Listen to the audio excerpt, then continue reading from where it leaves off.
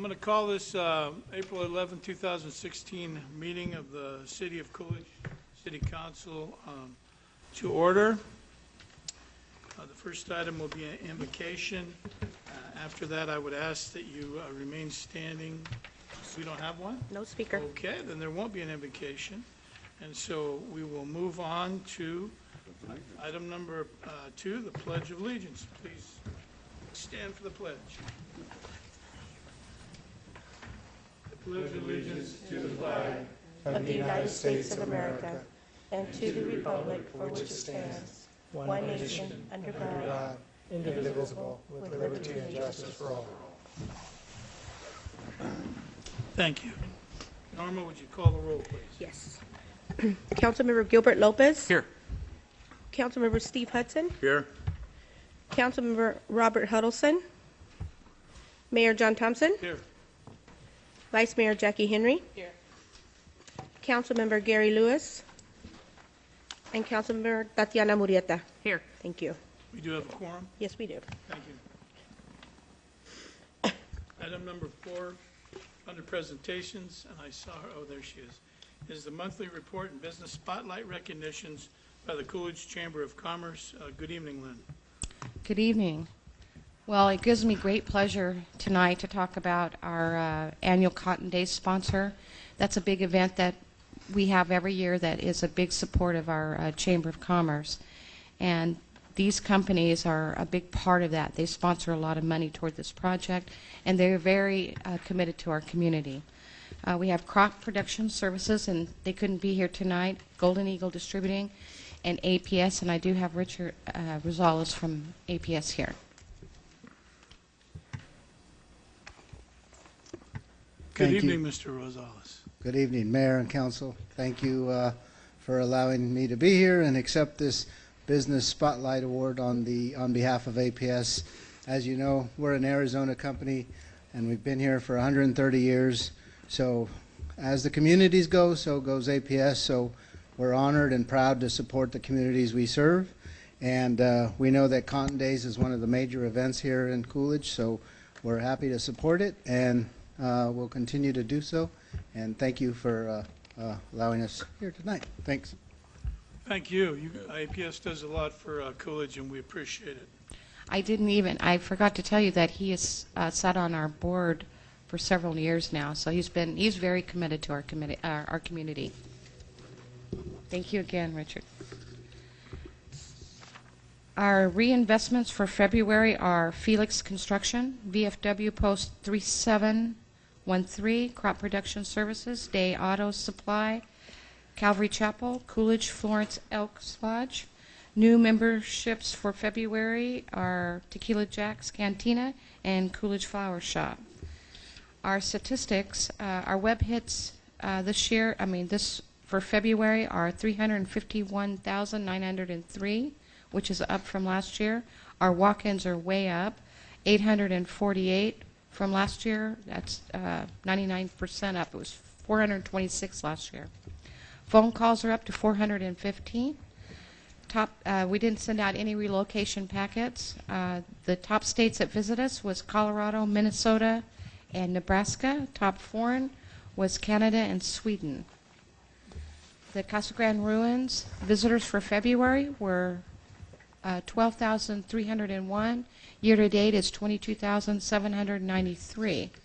Upcoming events are, we have classes going on at the Artisan Village every Saturday with ceramics and glass. We have the Relay for Life on the 15th, which is also tax day. I don't think I have to remind anybody that. We have a ribbon cutting for jalapenos on the 19th, and we have our Great State of the City on the 20th. We have the Willy Wonka show on the 23rd, and our CDC meeting on the 26th. You have any questions for me? Any questions? No? I sure don't. Thank you. Keep doing a good job. Thank you. Okay, the next item on the agenda is call to the public. This is an item where members of the public have an opportunity for 3 to 5 minutes to come up to the podium and address the city council. I would tell you that we cannot answer any of your requests if you have any, but we can listen, and please keep it 3 to 5 minutes. And if you're going to come up, we need your name and address before you start with your address. Is there anybody in the audience that wants to address the council and call the public? Okay, seeing none, we'll move on to item number 5. Approval of minutes, discussion and action of the City Council budget meeting, March 14th, 2016. Item 6, City Council regular meeting, March 14th, 2016. Item 7, City Council budget meeting, March 28th, 2016. And item 8, City Council regular meeting, March 28th, 2016. Anybody here see any items that need to be corrected? No. Seeing none, I would look for a motion. Mayor, with no further discussion, I move to approve the minutes as read. Second. Okay, there's a motion to second. All in favor? Aye. Opposed? Okay, that carries. We'll move into the business items for consent. I will ask you before I read this list of items, if anybody wants any of them taken off to be looked at separately. No, sir. Okay, then here we go. There's a lot of them, so bear with me. Item 9, consider approval of entering into a CenturyLink 911 agreement between CenturyLink Sales Solution, Inc. and the City of Coolidge Police Department and the State 911 Office for the purpose of maintaining the 911 system at the Police Department for a period of 5 years, authorizing the city manager to execute the necessary agreement. Item 10, consider ratifying the city manager's approval of allowing the Coolidge Police Department to apply, and if awarded, approval to enter into an agreement and spend approximately $57,170 of the Arizona Department of Homeland Security reallocation funds to purchase a 2016 four-wheel drive crew cab work truck, mobile data computer, and P25 compliant mobile police radio. Item 11, consider approval of appointing Ruben Felix, John Sanabanias, Dave Knowlton, and Kim Rodriguez to the Transit Advisory Committee with the terms ending January 1st, 2018, and appoint Olivia Guerrero, Lynn Parsons, and Valerie Woodridge to the Transit Authority Committee with terms ending January 1st, 2019. Item 12, resolution number 16-07, a resolution of the mayor and the city council of the city of Coolidge, Arizona, adopting a fair housing policy, making known its commitment to the principle of fair housing, and describing actions it shall undertake to affirmatively further fair housing, designating April 2016 as Fair Housing Month. Item 13, resolution number 16-08, a resolution of the mayor and the city council of the city of Coolidge, Arizona, authorizing the submission of an application for FY 2015 State Community Development Block Grant Funds for Housing Rehabilitation SSP account projects, certifying that said application meets the community's previously identified housing and community development needs and the requirements of the city's CDBG program, and authorizing all actions necessary to implement and complete the activities outlined in said application. Item 14, resolution number 16-09, a resolution of the City of Coolidge authorizing the submission of an amendment to the Arizona Department of Housing. Item 15, resolution number 16-10, a resolution of the mayor and the city council of the City of Coolidge, Arizona, authorizing the submission of an application to the Arizona Department of Transportation for financial assistance concerning Section 5311 Rural Transit Program, and authorizing all actions necessary to implement and complete the activities outlined in said application. Item number 16, consider approval of entering into a second amendment to the intergovernmental agreement between the City of Coolidge, Town of Florence, Pinal County, and Central Arizona College for the Regional Transit Service, CART. Item 17, consider approval of revising the total amount of the authorized expenditure to $225,000 on the renewal of addendum to the Pinal County's contract bid number PW 1112-008, pavement preservation FY 14-15 contract number EC 11-008 with Cactus Asphalt for rubber asphalt chip seal, adding rubber chip seal work on Baca Inn Road from the railroad to Christensen and Skousen Road from Coolidge Avenue to the Gin property. Okay, and those, there are some ones we need to vote on in there, so you'll, okay. Mayor, Yes, sir. if there's no discussion, I'd like to make a motion that we approve consent agenda items 9 through 17 as read. Second. Okay, there's a motion and a second. Vice Mayor Henry. Yes. Councilmember Murrieta. Yes. Councilmember Lopez. Yes. Councilmember Hudson. Yes. And Mayor Thompson. Yes, Thank you. thank you. Okay, business under regular items. Item 18, consider approval of a request from the Coolidge Chamber of Commerce to close Main Street between Central Avenue and Harding Avenue for a cruise-in on Main Street, on the Main Street event being held Saturday, May 17th, 2016, from 2 p.m. until 7 p.m. Okay, discussion and action. That's you, Lynn? Yeah, this is going to be a great event for our downtown. Nick from Greek Island, Tequila Jacks, they wanted to bring some life down in the downtown, and this cruise-in will bring a lot of cars from the outside the area. We're working with the Santan Car Club along with the Coolidge Car Club, actually, and I think it'll be a great event to bring people into our community that normally wouldn't be here. What about the Casa Grande Car Club? I'm sure they can be invited. They just weren't a part of the planning of this. The main thing on the two car clubs was the planning, but they would be more than welcome, and I'll ask them to reach out to them. In fact, I think they have the one car club that is really the big sponsor of this, sent out through their social media invitations to like 265 different car people. So that went out far-reaching. Any other questions? Police Chief, Jim? Chief Malinsky, you don't anticipate any problems with this, do you, or Public Works? No, I do not. Suzanne, no? Okay. All right, that's the only questions I had. Is there anybody else? No. All right, Exciting. look for a motion. Mayor, I make a motion that we approve item number 18. For a second? Okay. Motion and a second, all in favor? Aye. Aye. Opposed? Okay. Thank We'll you. look to see you there. Thank you.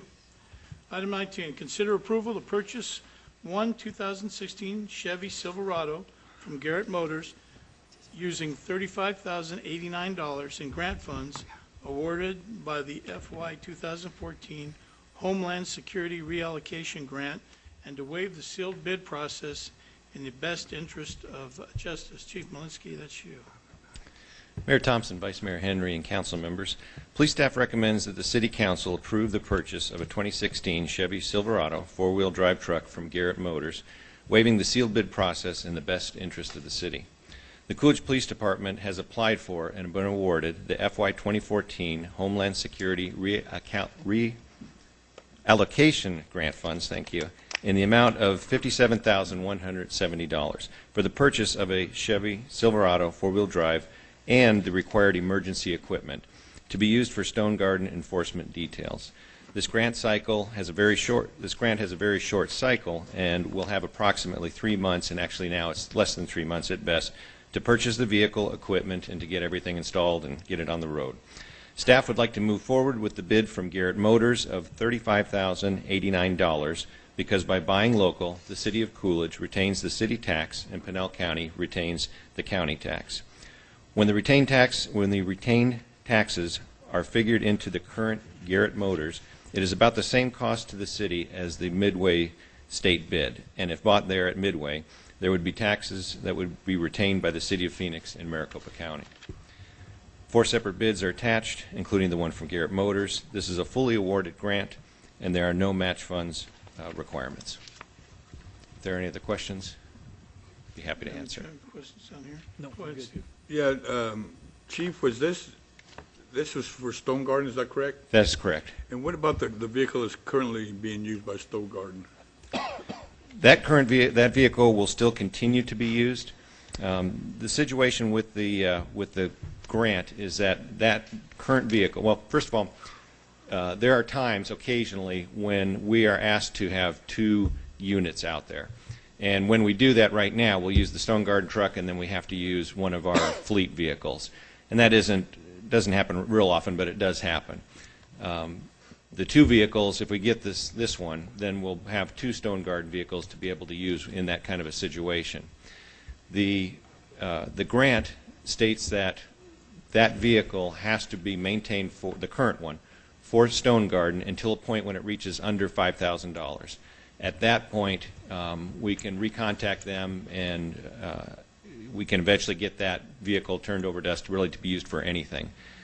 Chances are we'll continue to use it as a Stone Garden vehicle. I wouldn't see much changes unless it got to the point where the vehicle was just too expensive to keep on the road, and then we would pull all the emergency equipment and whatnot, computer out of it, and then that vehicle would either go to auction or what have you. So that vehicle did not have to be traded in? No, we get to keep that vehicle. Okay. The current vehicle. Okay, I know that Roger came down with that vehicle and said that you might have to trade that vehicle in, but you found out that you didn't have to trade it in, is that correct? That is correct. Okay, thank you very much. Any questions on here? I do have, there was some correspondence back and forth regarding the legality of this, or the difference between federal grants and state grants, and Stone Garden grants. But I did see something, I believe, did you send something regarding from the Stone Garden administrator? Correct. Okay. I can read some of that information for you if you would Would you like. please do that if you Sure. have it available?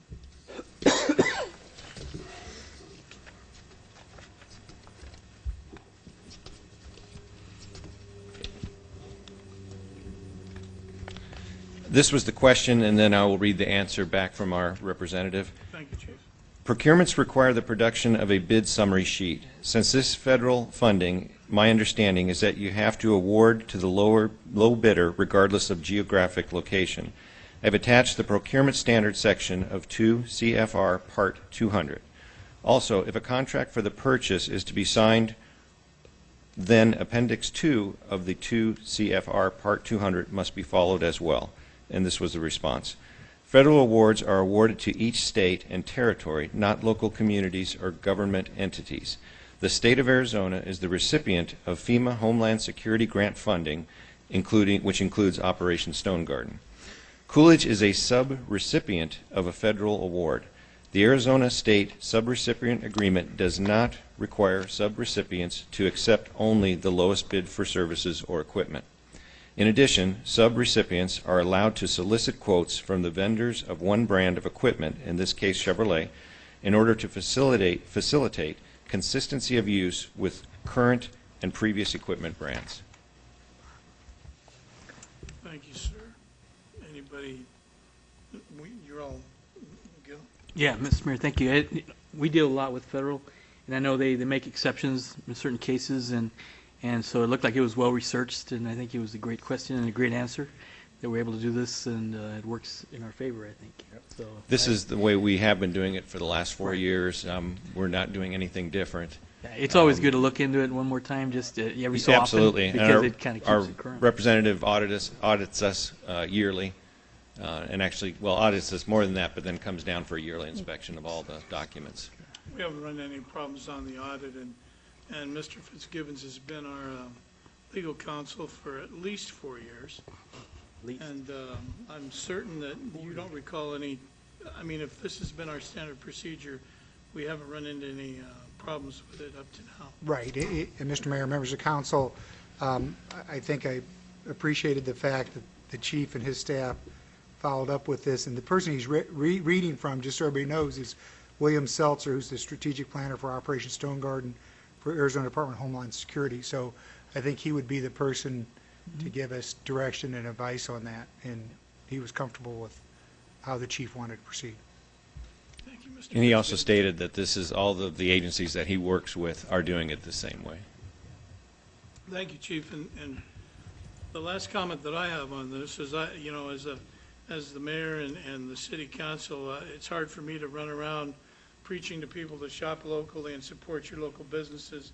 I realize there's a little price discrepancy between the lowest bid and what the local vendors bid, but, if you're going to talk the talk, you got to walk the walk. And I think that the tax money stays here, and due to the fact that we're up against a time frame when it comes time to vote, that's why I'll vote the way I'll vote. But in saying that, I would say if nobody has any comments, I'd look for a motion. Mr. Mayor, Yes, sir. I move that we approve item 19 and purchase a vehicle as presented. Second. Okay, motion is second. All in favor? Aye. Opposed? All right, thank you. Thank you, Mayor Chief. and Council, thank you very much. Item 20, consider approval of authorizing and the submittal of an application to the Office of the Secretary of Transportation, DOT, for a fast lane grant for work on the Pinal Land Holdings IPAS. Good evening, Mayor Thompson and Vice Mayor Henry and council members. The Pinal County has approached the city to help support, I guess, the development or the beginning of the developments of the IPAS in the lands held by Pinal Land Holdings way down south by Hannah Road and Hauser Road.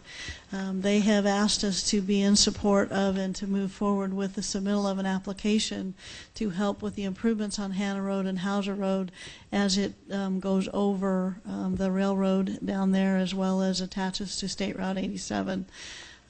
This is a daunting task to go after this application. There are lots of I's and T's that need to be dotted, and I think in the packet I kind of showed you the 39 pages of all the questions that are being asked and having to be answered. The county has moved forward with the hiring of a consultant to actually help us with that application.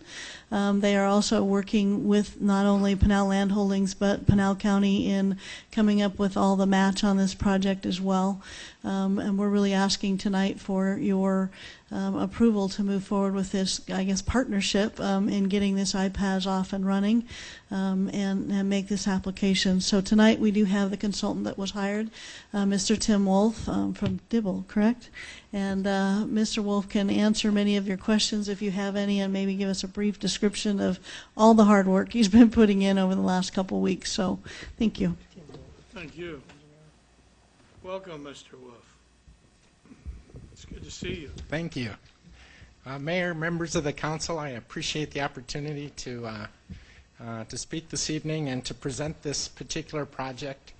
The Congress last year passed what was called the FAST Act, and they have a ton of acronyms, so I apologize for going through these, but it's called Fixing America's Surface Transportation Act, which provided for a grant program, much like the Tiger grants, if you're familiar with those.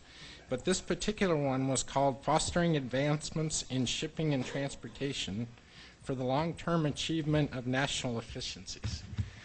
All that said, it's basically a grant to improve freight movement and efficiencies in freight. So they have labeled this the Fast Lane Grant, and is asking for proposals to be submitted this Thursday by 5 p.m. our time.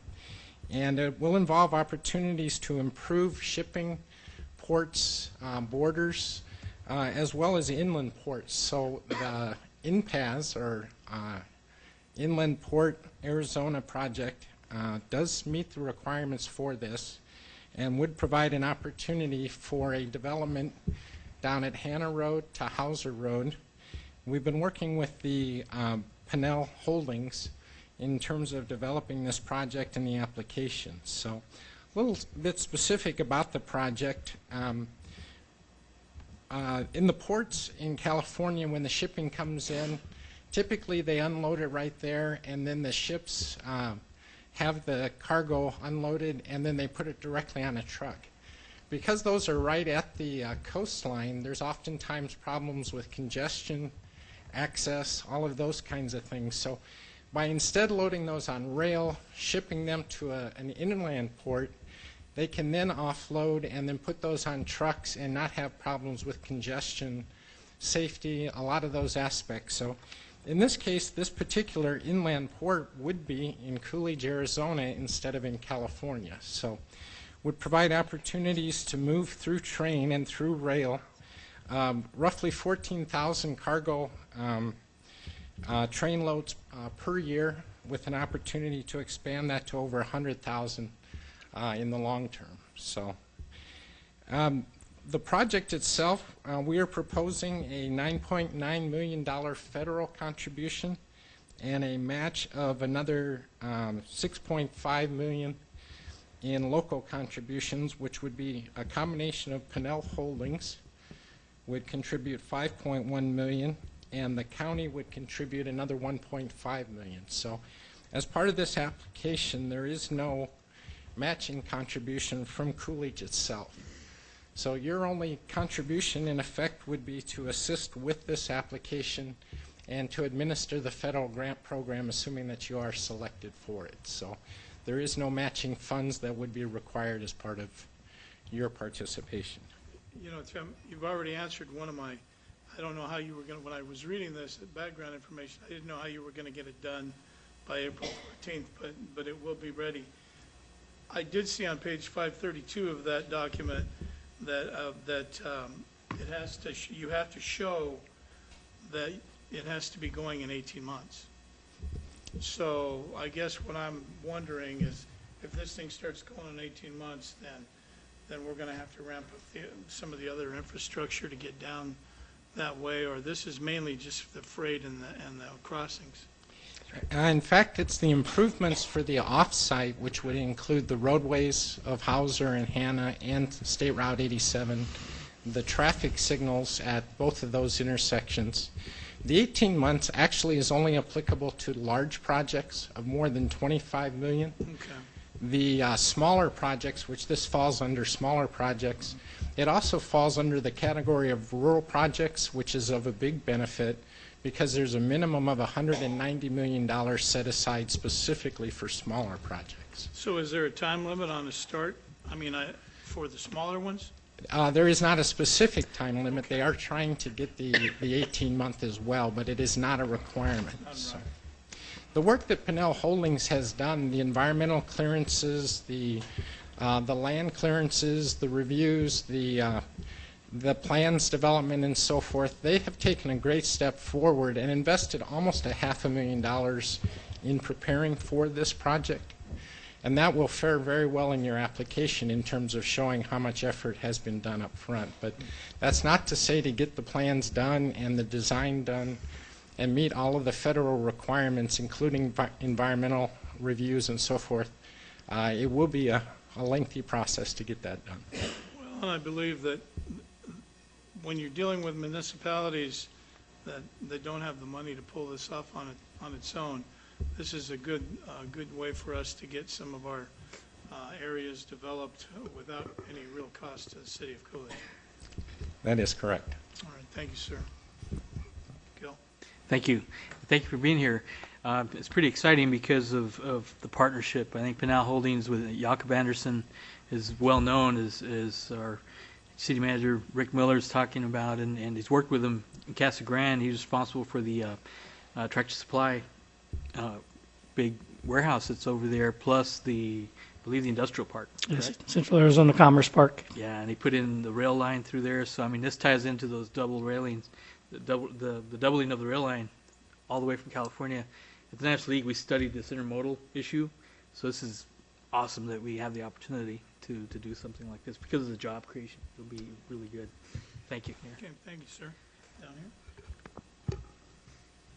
Well, you did such a great job that I'm convinced. Well, thank you. Thank you. All right. Okay. So take the discussion. Need a motion, Mayor? Need a motion. Mayor, I'd move that we approve authorizing submission or submittal of an application for the Office of Secretary of Transportation DOT for fast lane grant for the work on Pinnell Land Holdings IPAS.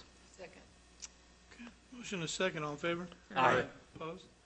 Thank you very much. Item 21, resolution number 16-11, a resolution of the mayor and the city council of the city of Coolidge, Arizona, appointing Rick Miller as interim city manager, setting his compensation and providing a commencement date therefore. Does anybody, is that you, sir? Mr. Mayor, I can take it if you want me to. Yes, sir. Mr. Mayor, members of the council, this is a resolution that simply appoints now that Bob Flatley has retired at the end of the month. The council has the ability to formally appoint Rick as interim city manager, and because of that, the code requires a specific vote on his compensation at the lowest of the position that he's going to take on. And I think that the resolution outlines all of this, and what I was referring to is Personnel Policy 314 that says the compensation for an employee performing duties of a higher classified position for more than 30 working days will be increased to the starting salary of the higher classification, or 5%, whichever is greater. Under the resolution, we would start him at the starting salary for a city manager position. Okay, and this is something we have to do by code. Right, I think it, plus I think it puts, now that, I mean, as the resolution outlines, I mean, Bob Flatley originally appointed Rick, and then Bob gave us his 30 days notice. All we're doing here is by resolution having council appoint him now that Bob has retired until, further resolution of the council. Okay, thank you. Go ahead. I can't get mine to come up, so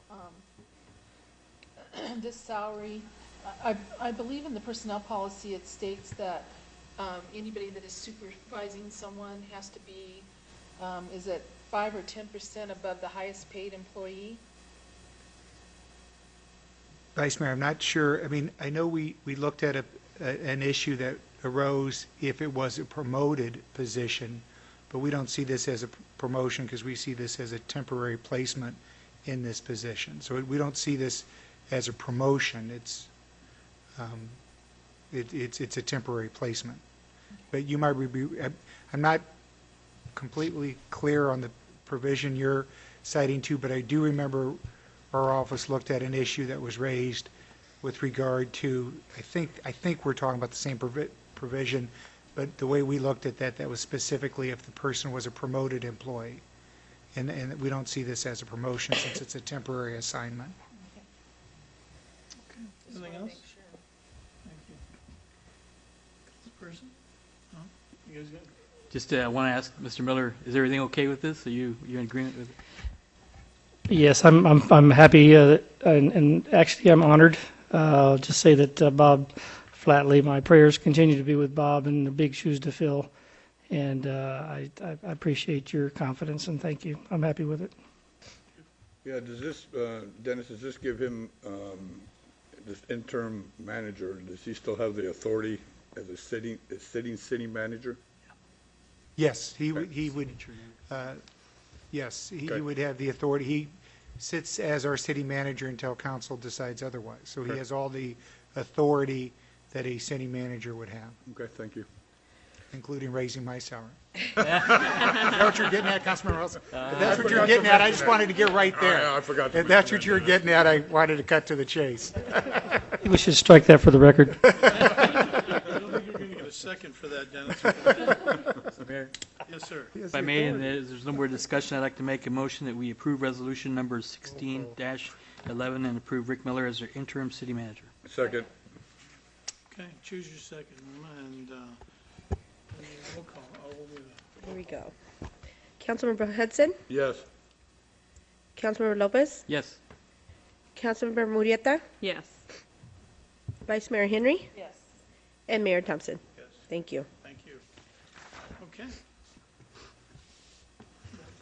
Now, I guess I'm going to go to the report for the mayor and council and/or city manager. Should I, well, I don't want everybody to have to leave, so I'm going to do that first, and then we'll go into executive session. So we'll start down here. Tatiana, do you have anything to report? I attended Country Thunder the 3 days that the CYC kids were there, so I got to witness them in action. And they did a great job. They played their PSA on the big jumbo screen at least twice each day, so that was really exciting to see the kids' video on the big screen.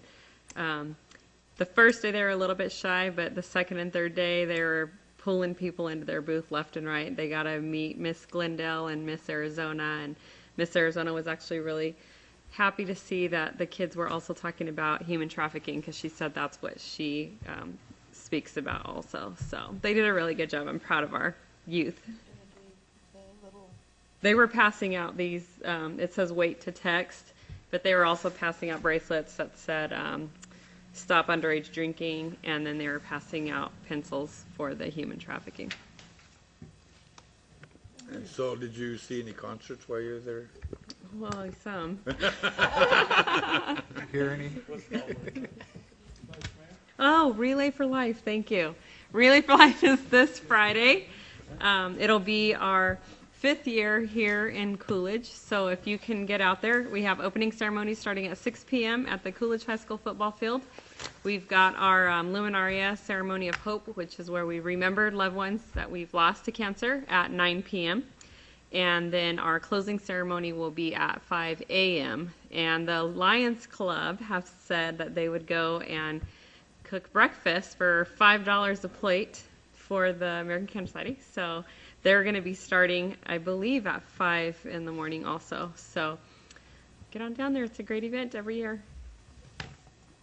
I attended the fly-in and the Little League opening ceremonies. Mr. Mayor, thank you. I attended the fly-in also and got to cook sausages, and the health inspector came and tested the degree of temperature, and I passed. So I was happy. Yeah. 190 degrees. That's good. They haven't been out there until they saw you cooking. Followed me. Did you do any eating? Yes. Okay. Of course. I don't have anything to add except for the Relay for Life. If you've never been out there, go there. It's an awesome event.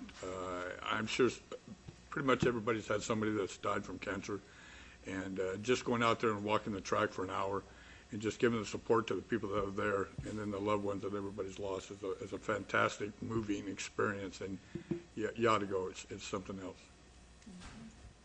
Thank you. Mr. Miller? Well, I attended the Biker Bash this weekend. It was kind of fun. I really enjoyed that, actually. The only potential for any kind of problem that we were going to have, the mayor nearly got into it with one of the mini brawlers out there, but we had to break that up. It was a good event. Not nearly as many bikers as was expected, but a good crowd, safe crowd. Had a few calls, I think, regarding some noise, but for the most part, some of the neighbors in the neighborhood actually came over and attended and were very enjoyed themselves. So, the mayor's State of the City address, as you mentioned as Lynn mentioned previously, on April the 20th. I know Tony's working on a nice presentation for the mayor to give during that State of the City address. The mayor's breakfast, May 5th. Bob's retirement recognition, April 29th at the Artisan Village from 5 to 7 p.m. Might be sure to keep that in your calendar, and we'll pay our tribute to Bob that evening. And then we did receive one proposal for the former chamber building in San Carlos Park. We'll be working on an agreement with the Disabled American Veterans to bring before the mayor and council for consideration.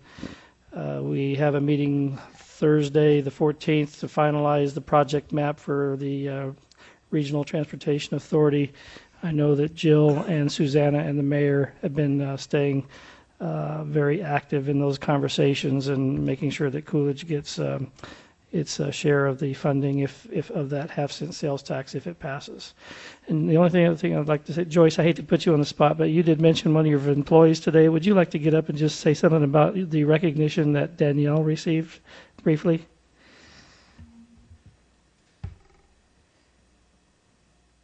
I printed this off, but I forgot it, so I have to have her. Sure. This week is National Library Workers Week, and Danielle Duran was recognized on the American Library Association's website for her work as a library worker. It was an anonymous nomination, and I was not the one that nominated her. She was the only employee in Arizona, other than it looks like maybe the director of Page Library nominated all of her employees. So anyway, it was just really great. Danny got an email that she'd been nominated, and it was just really special to have her get that recognition and not have it come from me. It was just anonymous. So that was really great. Thank you, Joyce. And the only other thing I did a ride along with Officer Kidd on Saturday night. It was a very quiet night, and I appreciated Officer Kidd and his taking me on a ride along. Thank you, Rick, and I'm glad he finally took the cuffs off and let you out of the back seat. So, I attended the RTA meeting on the half-a-cent sales tax with some of the staff. Attended the reopening of the Kennedy House on Coolidge Avenue. Met with the CAG director with some of the staff on the half-cent sales tax. Attended the fly-in, which, again, when I saw Councilmember Lopez cooking, I fortunately had already eaten, and but he was throwing them around over there. And there's a rumor that I was at the bike event, and if I was, I can tell you, it wasn't nearly as bad as people thought it would be. It was pretty mellow, really. So I've seen a lot worse times in shorties. So anyway, that's my my report. And in saying that, do I need to get out of the regular meeting or just go? We're going to close this meeting, close this and then we'll go into the next one. session? Okay, then I need a motion to close this meeting. So moved. Second. Motion is second. All in favor? Aye. Opposed? Okay, we're closing this meeting, and